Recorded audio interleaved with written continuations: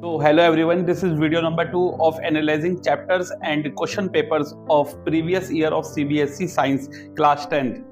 हम लोग class 10th के CBSE के पेपर एनालाइज कर रहे हैं जो पिछले दौरान आप लोगों से चैप्टर्स में क्वेश्चंस पूछे गए हैं, वो हम एनालाइज कर रहे हैं कि वो क्वेश्चन कितने कितने मार्क्स के और कौन कौन से चैप्टर से पूछे गए हैं। तो ये है आपकी वीडियो नंबर 2 जिसमें हम लोग acid base and salt chapter number 2 analyse कर रहे हैं। देखिए जरा, अगर मैं 2023-24 वाले की बात करूं तो एसिड बेस एंड सॉल्ट आपका 7 मार्क का आया है।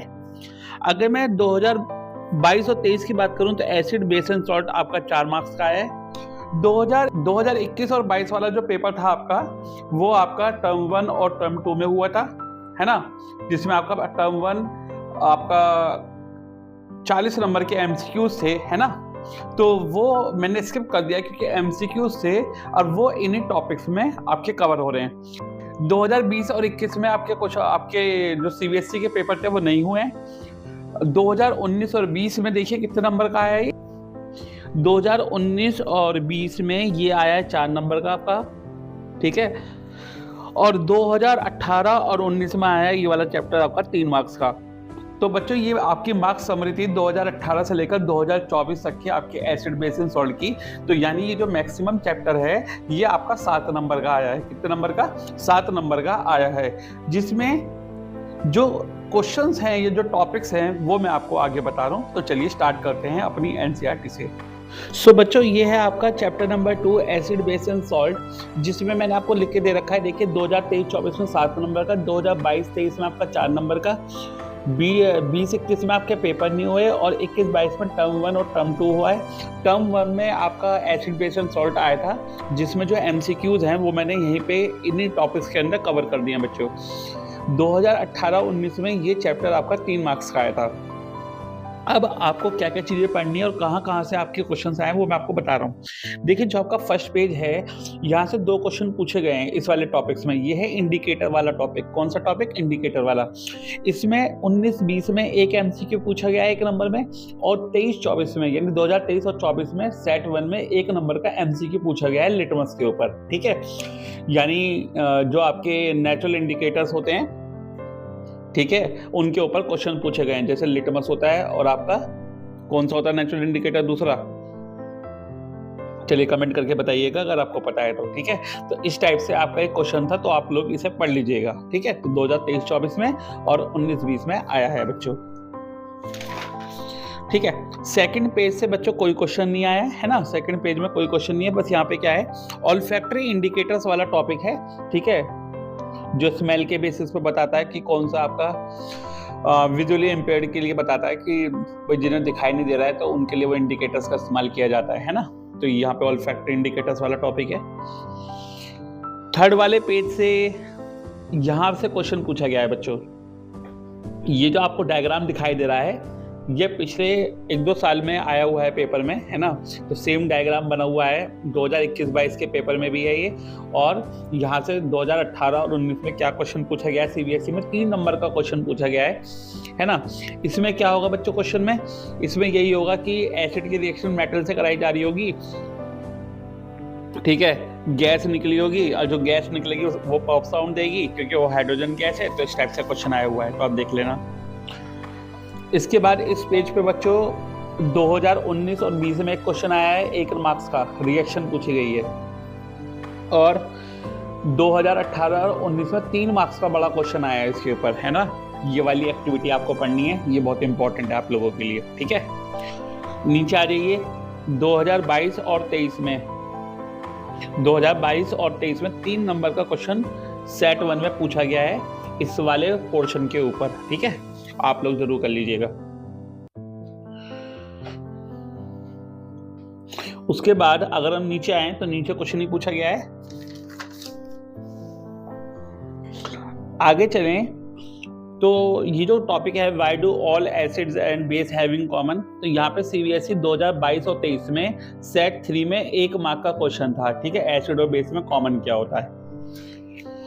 इसके बाद इस पेज पे अगर आए तो 2019 और 20 में 1 मार्क की रिएक्शन आई है, ये वाली जो आप देख रहे हो, HCl को आयनाइज करने वाली, ठीक है।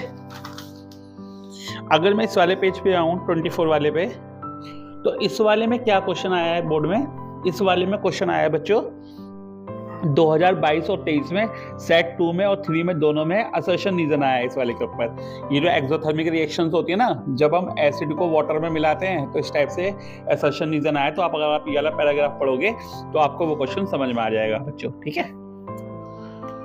इसके बाद अगर मैं इस वाले पेज पे आता हूँ बच्चों, तो इस वाले पेज में तो बहुत सारे क्वेश्चन आए हैं। एसिड और बेस के ऊपर जो आयनाइज करते हैं तो वो स्ट्रॉन्ग एसिड है या वीक एसिड है, ये कौन बताता है, ये पीएच स्केल बताता है। तो पीएच के ऊपर बहुत क्वेश्चंस हैं। देखो 2023 और 24 में सेट 1 में पूछा गया है, 5 मार्क का क्वेश्चन है बच्चों, जिसमें आपको एसिडिक सॉल्ट और बेसिक सॉल्ट को कंबाइन करके क्वेश्चन पूछा गया है। तो यानी यहाँ पे सॉल्ट वाला टॉपिक भी कंबाइन कर दिया गया है।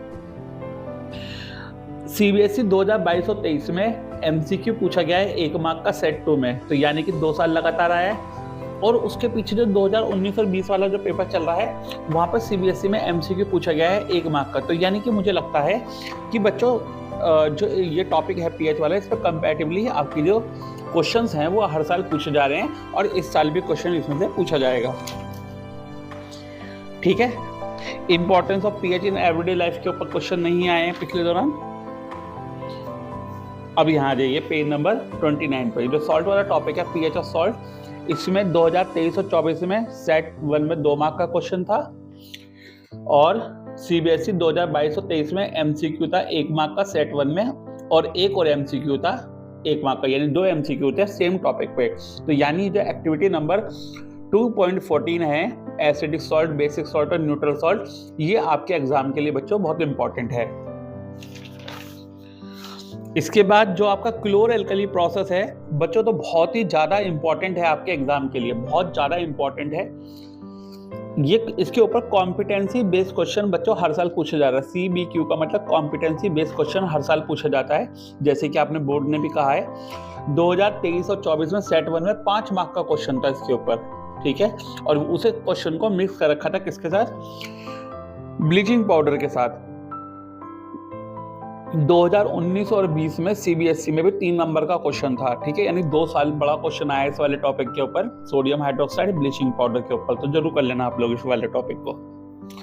इसके बाद अगर बात करें बेकिंग सोडा के ऊपर क्वेश्चन था 2018 और 19 में 3 मार्क का क्वेश्चन था, जिसमें आपसे सॉल्ट पूछा था, आपसे रिएक्शन पूछी थी और दो उसके यूज पूछे थे, ठीक है, किसके, सोडियम हाइड्रोजन कार्बोनेट के, ठीक है, यानी कि बेकिंग सोडा के। उसके बाद और कुछ नहीं आया है। अगर मैं आता हूँ इस वाले पेज पे, आपके 32 वाले पेज पे, तो ऊपर की तरफ यूजिंग ऑफ वॉशिंग सोडा पे हमेशा क्वेश्चन पूछा जाता है कि कौन सा ऐसा सोडियम कंपाउंड है जो ग्लास, सोप और पेपर इंडस्ट्री में यूज किया जाता है। तो वो आपका सोडियम कार्बोनेट है बच्चों, जिसे वॉशिंग सोडा बोलते हैं, है ना। तो ये आपका 2023 और 24 में सेट 1 में 1 मार्क का एमसीक्यू आपसे पूछा गया था। इसके बाद जो क्वेश्चन पूछा जाता है वो प्लास्टर ऑफ पेरिस से पूछा जाता है 2022 और 23 में सेट 3 में।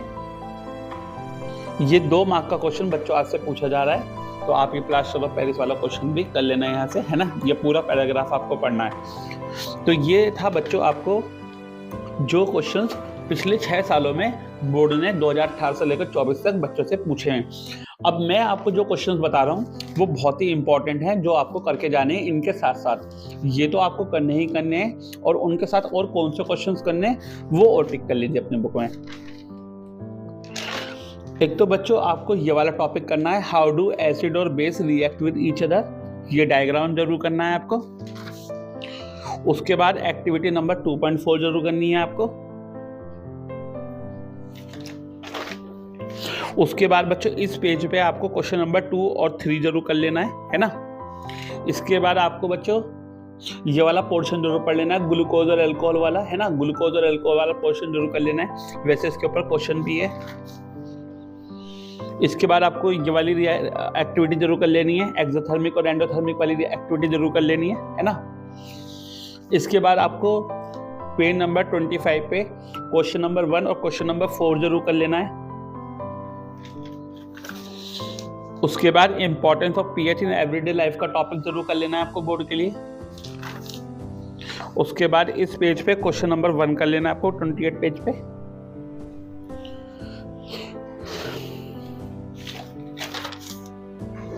उसके बाद बच्चों क्लोर एल्कली प्रोसेस जरूर पढ़ लेना, बहुत ज़रूरी आपको पढ़ लेना है क्लोर एल्कली प्रोसेस, ठीक है, बहुत ज़रूरी। यहाँ बेकिंग सोडा का कॉन्सेप्ट जरूर पढ़ लेना है आपको, वॉशिंग सोडा की रिएक्शन जरूर पढ़ लेनी है आपको, प्लास्टर ऑफ पेरिस आपको जरूर पढ़ लेना है, ठीक है, प्लास्टर ऑफ पेरिस आपको जरूर पढ़ लेना है, ठीक। तो ये सब आपको कर लेना है। उसके बाद क्वेश्चन नंबर 4 और 5 आपको कर लेना है, पेज नंबर 33 पे क्वेश्चन नंबर 4 और 5 आपको कर लेना है, ठीक है। अब एक्सरसाइज में कौन कौन से क्वेश्चन करने हैं आपको? क्वेश्चन नंबर 6 आपको करना है, क्वेश्चन नंबर 9 आपको करना है, क्वेश्चन नंबर 12 आपको करना है, 13 आपको करना है और क्वेश्चन नंबर 15 आपको करना है, ठीक है। सो स्टूडेंट्स, आई होप कि आपको समझ में आ गया है कि एसिड बेस एंड सॉल्ट वाले चैप्टर में आप लोगों को क्या क्या चीज़ पढ़नी है, कौन कौन से टॉपिक्स कवर करने हैं, ज़रूर अपने फाइनल एग्जाम्स के लिए करके जाने। आप लोगों को समझ में आ गया है कौन कौन से क्वेश्चन बहुत इंपॉर्टेंट है, ये मैंने आपको बता दिया है, कौन कौन से टॉपिक्स बहुत इंपॉर्टेंट है ये मैंने आपको बता दिया है। तो होप आप लोगों को अब इस चैप्टर में कोई भी प्रॉब्लम नहीं होगी। देखिए, मैं ये नहीं कहता कि आप इसके अलावा सब कुछ छोड़ के जाओ, अगर आपके पास टाइम है तो आप सारे टॉपिक्स बाकी के एक थोरो रीडिंग करके चले जाइए, ठीक है। तो आपसे मिलेंगे नए चैप्टर में, ठीक है। टिल देन आप सब्सक्राइब करके रखिए जेसी सागर बंसल, ताकि आपको नए चैप्टर की नोटिफिकेशन पहले ही मिल जाए और अपने दोस्तों के साथ जरूर शेयर कीजिएगा। All the best.